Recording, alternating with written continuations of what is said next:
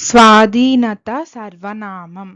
ఒక వస్తువు లేదా వ్యక్తి ఎవరికి చెందినదో తెలిపే పదాన్ని స్వాధీనత సర్వనామం అంటారు. నిర్వచనం: నామవాచకానికి బదులుగా వాడుతూ యాజమాన్యాన్ని లేదా సంబంధాన్ని సూచించే పదం.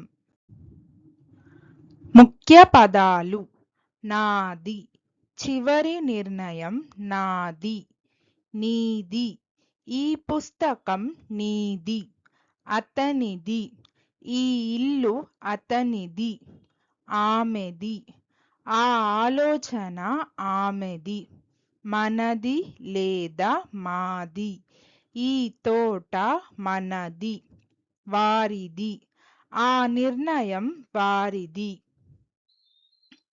अधिकारवाचक सर्वनाम: वे सर्वनाम शब्द जो किसी वस्तु या व्यक्ति पर अधिकार या स्वामित्व का बोध कराते हैं उन्हें अधिकारवाचक सर्वनाम कहते हैं। परिभाषा: जो सर्वनाम शब्द अपनापन या कब्जा प्रकट करते हैं।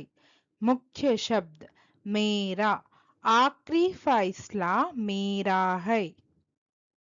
तुम्हारा, यह किताब तुम्हारा है।